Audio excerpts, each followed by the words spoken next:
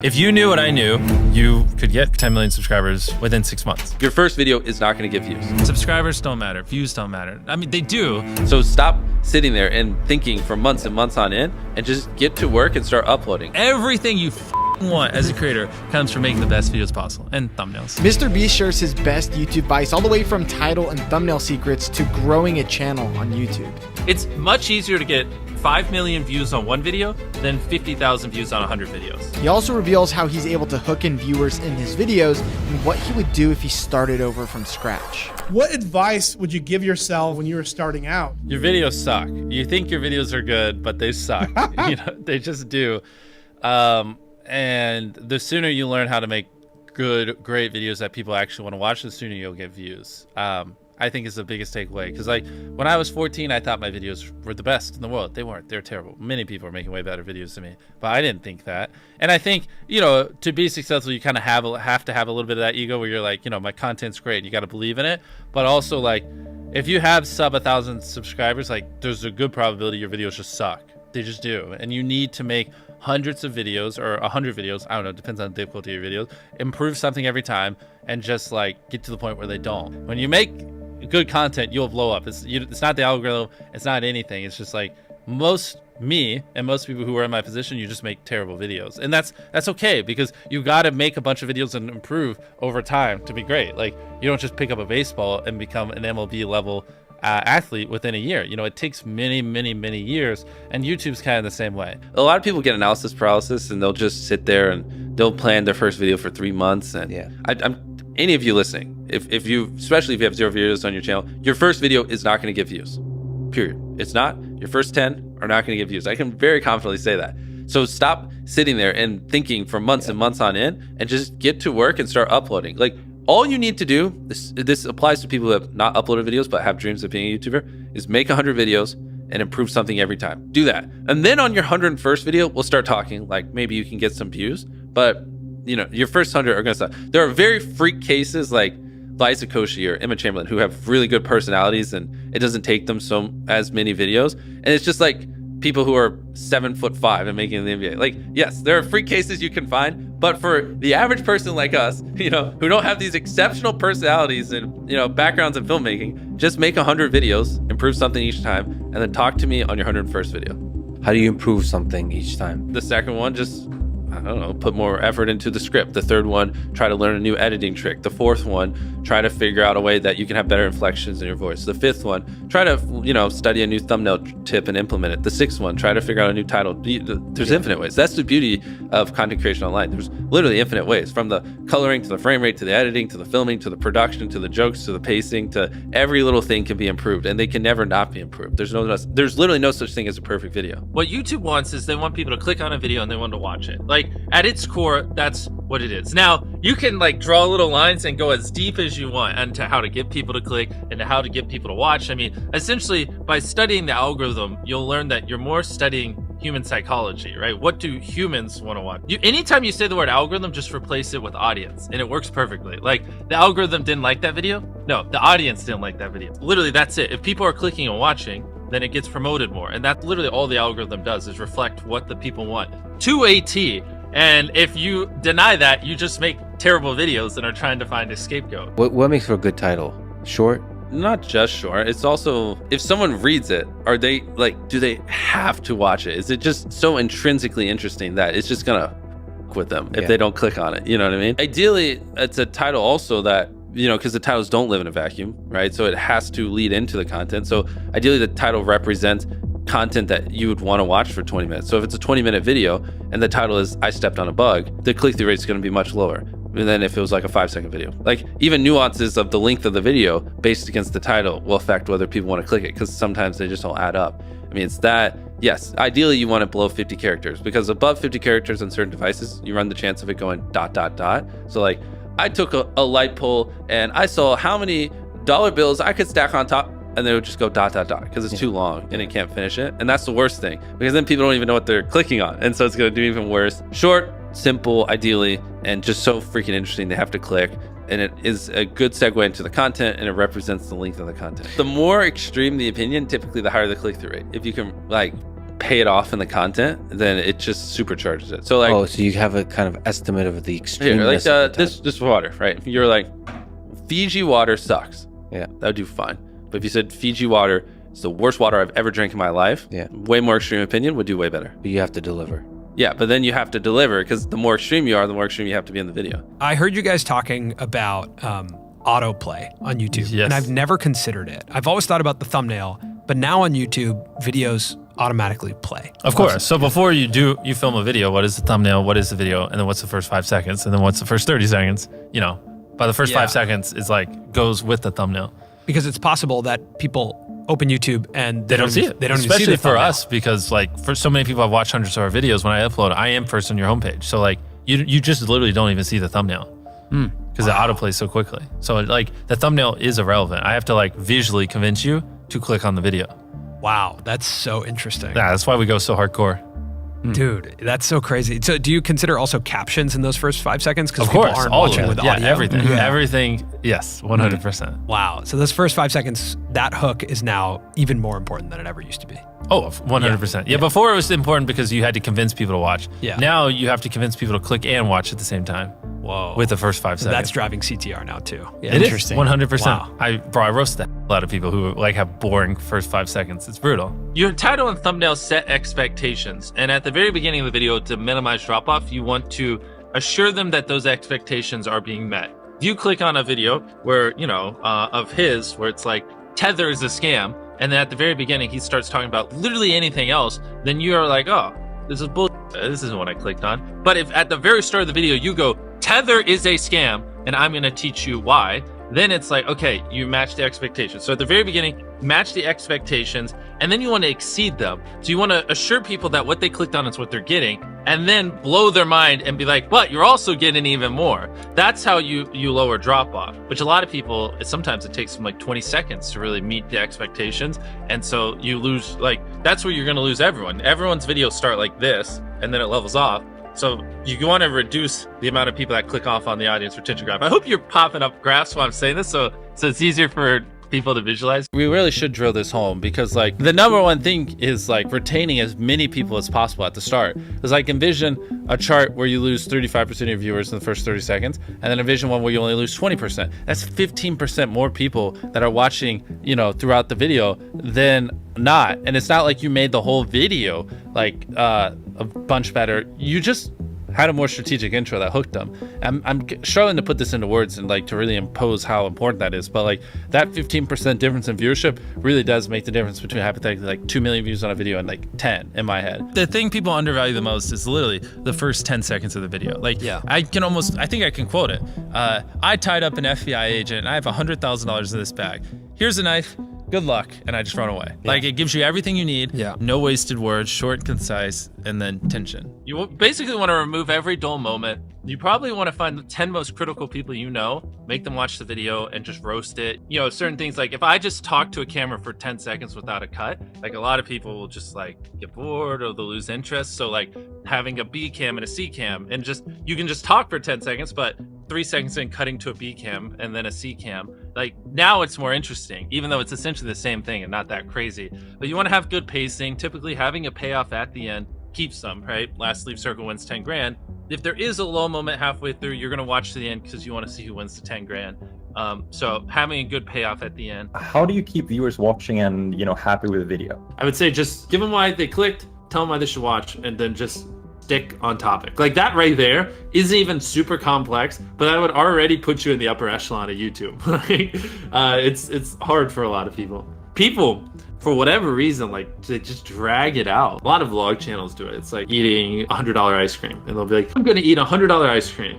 But first, and then it's like earlier in the day, and it's just stuff that has nothing to do with what you clicked on. It's like them birthday shopping for their mom. And it's like, that's not why I came here. Now, if you're looking to grow your YouTube channel, I gotta tell you about this before we get into the rest of MrBeast Genius Advice. And that is that we at Think Media are doing a free YouTube challenge to help you grow your first 1,000 subscribers on YouTube or make your first $1,000 on YouTube. To sign up for free, all you have to do is go to tube1kchallenge.com or check out the link down in our description. During this free challenge, Sean Cannell, the founder of Think Media, is going to be showing you guys how to grow your YouTube channels and make money online with YouTube. So click on the link to sign up today or to check out when our next challenge is going to be. Okay, let's get back into the video. What's interesting is the longer people watch something, the more likely they are to keep watching. So you don't have to try as hard in the hypothetically back half of a video as you do in the front. Like even right now, we're so deep into this where a lot of people listening are probably just going to keep listening relatively close to the end unless we just have a really boring part of this conversation because they're just in it. They're immersed. And so a big, like, to really boil it down to a simple level, you just want to get people where they're immersed in the content and then just kind of hold them there. The thing is, it's all knowledge. It really is. And like every time I say this, people debate it to the end of time on Twitter, but I don't care. Like I could start a new channel tomorrow with not using my face or my voice, like without ever promoting it. And in 6 months have 20 million subscribers. I just could. Yeah. It's purely knowledge. Like if you knew what I knew, you could get 10 million views a video and you could get 10 million subscribers no matter where you are right now within 6 months. It really is just knowledge. And I can already tell you 90% of the people watching, they don't agree with that. They don't. And everyone has excuses and they're always like, nah, YouTube just doesn't work like that, Jimmy. You don't understand. But I mentor a lot of people. I see it even to this day. I still see it all the time. It is possible. It is simply knowledge. And the second you accept that it is knowledge and you start your, for me, 10,000 day journey of learning, for you, whatever it is, if you want to be less hardcore, and like actually figuring out, you know, what makes a good video, what does my audience want, how can I elevate, and then you take that knowledge and you just assume that I will never understand what the perfect video is, and every single day I just need to be devoted to learning as much as possible and improving as much as possible, and I got to improve every video as much as I can. Then there you go. There are tons of viral ideas that people can do that don't require money. It does not require money to go viral. Like at one point, one of my most viewed videos was like spending 24 hours in a desert. We just grabbed a tent, some stuff, and we went in the desert. And it got like 60, 70 million views. I have so many videos where we spent hardly any money, like the no food one, or I'd have to pull up the channel and go through it, that have gotten tens of millions of views, and they would have gotten 10 plus million views even on a small channel. So people who say, oh, well, I could be MrBeast if I had money. Well, A, I didn't start off with money. I was poor. I had no money, and it took me like 7 years just to buy a camera, saving up from YouTube. And B, some of our most viewed videos, literally, like anyone can do. The best way to get views, in my opinion, I think it's better to really focus on quality if you're a very small YouTuber, and you can upload a video a day and like all the videos be average, and like none of those videos will really stand out. None of it's like epic enough where like the algorithm's gonna go, oh, this video is good, like we need to spread it. I feel like a lot of small YouTubers, they just post like videos that aren't bad, but they're not great, and they just do that, and none of them ever pop off, so they never get an audience. Where it might be better to like,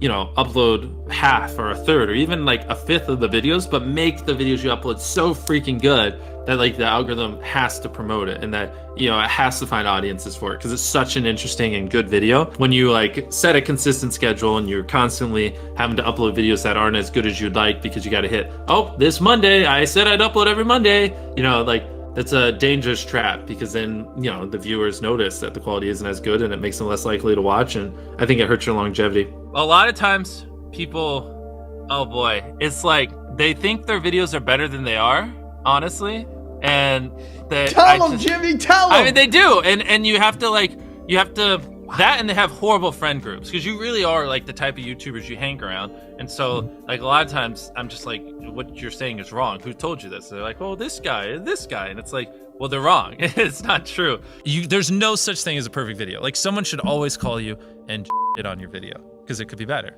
Like that's because imagine if someone does that every video and you upload hundreds, if not 1,000 videos over the next 10 years, and every single time someone's critiquing you and you're applying what they're critiquing. Like imagine the compound effect over that time span. It's invaluable. People think it's like, oh, well, it's all like CTR and stuff like that. But a big thing that everyone underestimates is it's what was your experience with your last video? If people loved the last video of yours that they watched, they're more likely to watch your next one. For the YouTubers watching this, when people watch your video, they go, okay, that was good, but like that's enough of you for the day. Like it was all right, right? Whereas what you want is them to go, holy crap, that was crazy. Oh my God, what's that? Holy crap, that was crazy. Oh my God. And they watch 10 videos. That's what you're going for, that data can't describe.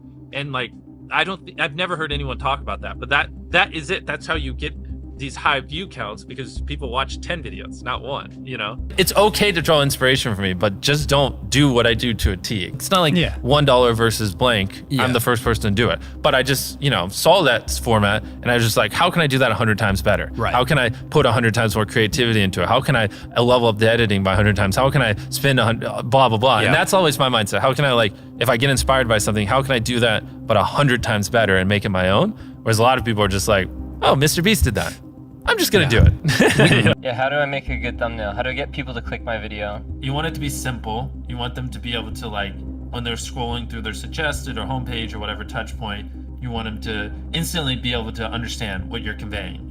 And you want them to feel some type of emotion, you know what I mean? The way I like to phrase it is you want to make it so interesting or spike their curiosity or whatever emotion so much that, like, if they don't click it, they'll wonder, you know, when they're before they go to bed, like, what happened? You know what I mean? Like an example would be like, if you uploaded a video, I rode a skateboard with 1,000 other people on it, and like people are falling off the side or whatever. And I'm envisioning like a giant skateboard, people like hanging on the side of it.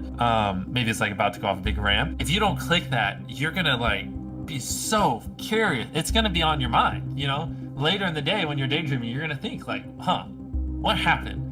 What happened to those 1,000 people on that skateboard? That's kind of the mindset I think you should have when making thumbnails. How often do you change a thumbnail on a video? Is that something, do you usually just stick with one or you try different ones? Well, I think we get better at making thumbnails every year. So it's more, when I upload a thumbnail, I usually think it's good and I don't change it most of the time. But what happens is like 3 years later, I look back and I'm like, oh, that's a horrible thumbnail. And so it's usually like every 2 years we just go back and update a lot of our older thumbnails just because they're terrible. Just with like the new knowledge we have and what we've learned. And funny enough, that actually usually does help quite a bit when we update the thumbnails on old videos. They usually do see a little bit of an uptick because they're just, you know, if we take an old thumbnail where it's like seeing if whatever, like 100,000 magnets can stop a car, and it just looks terrible. And then with the new stuff, I know we zoom in a little bit so it's a little more visible and make things look better. Then magically it starts doing a little bit better because now people actually understand what it is because I'm not as much of an idiot anymore. In 10 years, YouTube's going to be bigger than television ever was for culture, in America at least, in my opinion. And so I think a lot of people underestimate that, and I don't think people really understand just how, like, to be one of the top creators on the biggest social media platform, and that will also be the biggest in 10 years during that whole time, like the amount of value and how crazy that is. Like, you don't need a network, you don't need you know, to go through people. You just are. You can do whatever you want, and you can influence people how you want. It's just wild. It's mind-blowing, and you can leverage that to build businesses or, you know, like do things like Beast Philanthropy or whatever. I think like people don't realize just how much influence the top YouTube channels have. No one's ever gonna do what I do better than me. Like, it's just not. It's not even humanly possible. Like, I reinvest every penny I make. Yeah. I work every hour I'm awake. I devote every atom in my brain to solving this. I hire the best people on the planet. I've been doing this for 14 years. And I think in decades, not years. So I'm going to be doing this for another 20, 30 years, not 2 or 3. So no, the next me isn't going to be me because no one's going to do what I do better than me. It's not possible. If I thought someone was doing better than me, I'd just start sleeping less so I could work even more. Like, I'd figure it out. I don't The barrier to entry to be you is extremely high. Yeah. Right? Especially where you're well, at it's just because I'm all in. I'm crazy. Like, people shouldn't be me. I don't have a life. I don't have work-life balance. My personality, my soul, my being is making the best videos possible, entertaining my fans as best as I can. Like, that is what exists on this planet. And I don't recommend it. You know what I mean? Like, you should have work-life balance. You should not devote your entire life to this one thing. Like, go have fun. Like, you know, I'm miserable a lot of times. I have a mental breakdown every other week because I push myself so hard. Like, I don't recommend it, you know. What do you think gets us to 1 million subscribers? Well, subscribers is an arbitrary number. Okay, so million views a video. No, you should ask me, what helps us make the best videos possible? That's the only question you should ask me. Subscribers don't matter. Views don't matter. I mean, they do, but all that comes. Everything you want as a creator comes from making the best videos possible and thumbnails. But it's easier to, you know, make thumbnails. The video part's the hard part, and that's the thing that you're known for. Ask, how can I make my videos better? Do that every single day for years, and then you'll probably get views.